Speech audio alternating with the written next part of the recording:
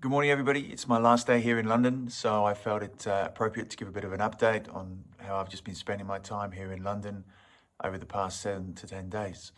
It's been a great opportunity whilst in London to meet with our advisors on the AIM listing. Obviously, we're moving that primary listing of the company onto the AIM market, and being here in London, it's an opportunity that I've had to meet with the lawyers, our brokers, and other advisors on the transaction. And go through the various documentation that we need to finalise as part of the submission for the listing. That's proceeding very well. We've met with our accountants who are preparing an additional report, lawyers, as I've said. So it's been great to see the progress that we've made there and to sit down face to face with the various parties and go through the timetable, what needs to be delivered, and where exactly we're at in that process. Hoping to get an announcement out certainly over the course of the next week, which will give more definitive timelines to our shareholders and investors and allow you to understand what goes actually into that listing document. So very pleased to have been here, like I say, in London and have gone through that. In addition, whilst I've been here in London, it's been a great opportunity to meet with my fellow board members. And part of that has been to focus on the management structure that we now need to implement across the group, given the various projects, how advanced they are, how we're moving into production, not just in one, but in a number of these projects over the course of 2023. So if we're going to continue to deliver, then we really do need to have that management structure in place, which allows each and every one to focus on what their goals are and to deliver both production-wise, operationally-wise, exploration-wise, and also at the corporate level. So we're looking at implementing a number of changes across our management structure, reinforcing key positions, strengthening our areas where we believe we can actually deliver more. So further updates coming out on that management structure. And I'm sure shareholders will agree that the team that we're putting in place has the necessary capabilities, the credentials and experience here in Africa to deliver on the projects. So that's something I'm very excited about. Part of that management team out of South Africa has already met with Q Global Commodities in Johannesburg. That's happened this week, so very excited about those meetings. Those meetings really to strengthen that relationship.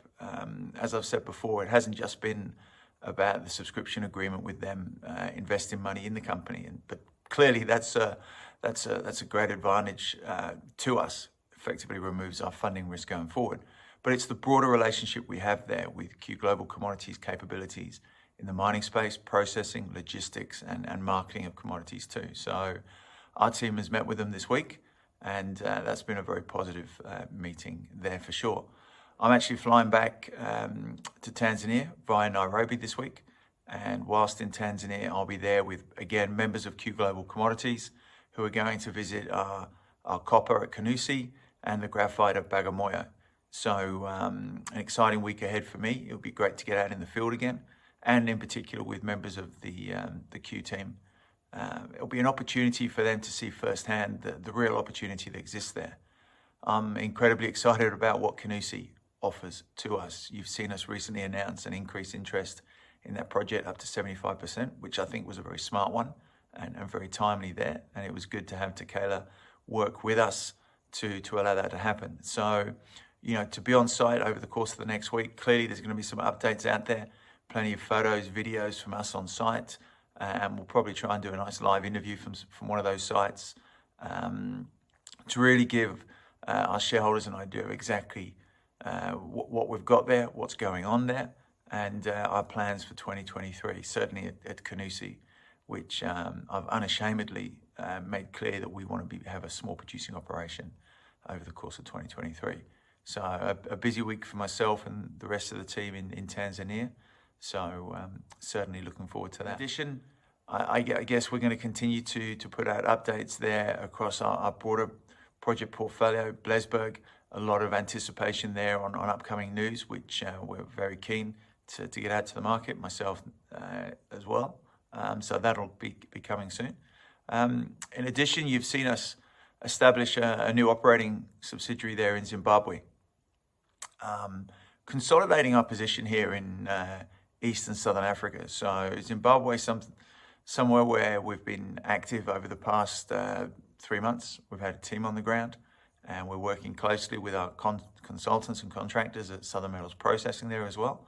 So a number of opportunities identified, due diligence work ongoing, and we felt it right to set up that operating subsidiary very quickly to really allow us to move on some of these opportunities over the course of, I guess, the second quarter post that AIM listing period. So very excited about Zimbabwe. I think everybody in the London market has seen a number of parties advance lithium projects there quite significantly over the past months. So I think there's some very attractive projects, opportunities, transactions, which we hope to deliver on over the rest of this year.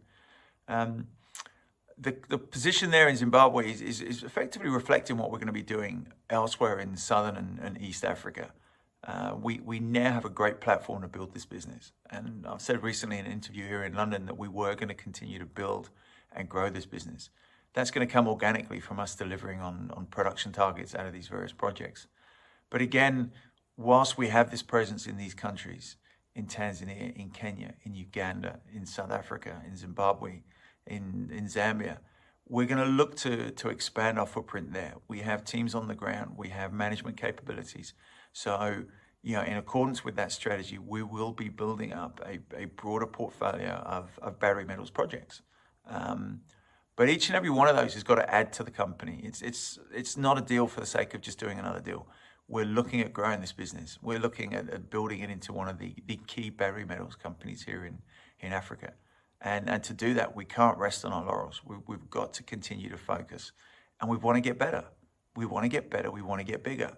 And that has to come from having the right projects in place, right management teams in place, and a strategy that is able to be delivered on, both from a financial perspective, having the capital at hand to do the exploration, to do the development, to do the acquisitions, but also having the support there from partners such as Q Global, partners here in London, our broking community, our investor base. We need that support, and I think we're getting there quite quickly.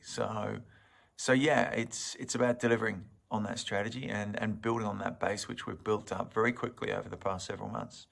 No time to rest. We're straight back in it, and I'm excited about what the year is going to bring for us. I think 2023, in particular with that AIM listing, is going to set this company up for some quite tremendous growth over the coming years. You've seen my commitment to the company, obviously in this role as its CEO, as its managing director. But you've seen recently over the past week the increased holdings that my private company has taken in Marula. We did a purchase of almost 3.5 million shares at a cost of £300,000.